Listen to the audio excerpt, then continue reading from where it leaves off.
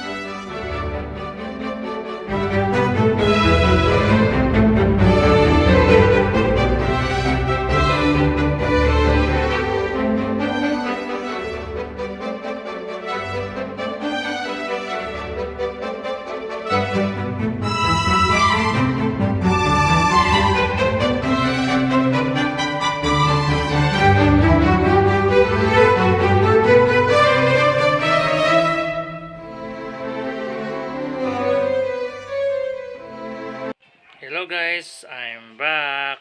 We're approaching na po sa paliko na kung tawagin nila. Literal kasi dahil lumiliko, pero ito yung lugar na itong tawag sa lugar na yan, paliko. Yung pakaliwa, papunta po yan ng Tuwi, Batangas. Balayan, Batangas, on the way papuntang Lemery. Itong pakanan, papunta po na ng Nasugbo. At kung saan tayo gusto pumunta, kung Lian at Kalatagan.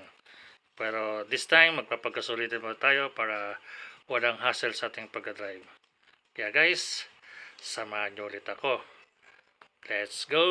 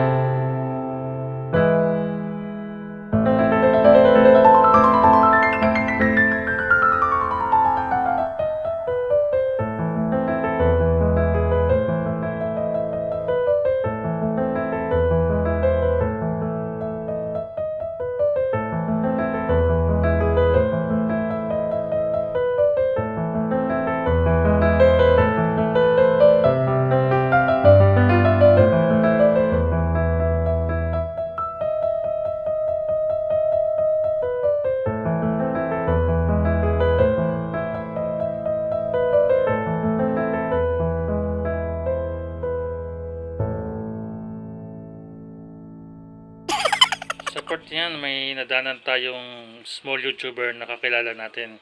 Kaya inintuan ko lang. Pero hindi nagtagal kasi nga papunta ako na ito ng Kalatagan, Batangas. Pero nauna muna ako dito sa Nasugbo kasi inikot ko yung buong area ng Nasugbo. Yung mga lang, yung mga common place lang. Ito yung binabanggit ko sa iyo guys nung nakaraan, yung Aso Carrera. Ibig sabihin Asukalan na matatagpuan dito sa Nasugbo. Sakop ng Barangay Bilaran. Matatagpuan siya dito sa left side ko ng daanan natin. Kaya medyo malayo-layo pa siya, kaya let's go guys, samahan niyo ulit ako.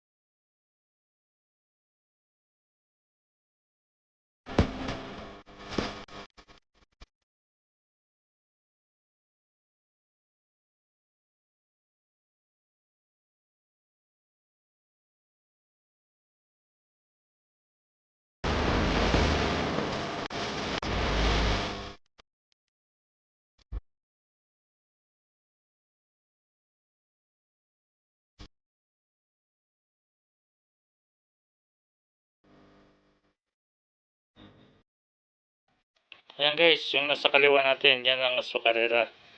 Isang mahabang lupain yan, sakop po nila hanggang doon po sa pinaka dead end yan sa dulo.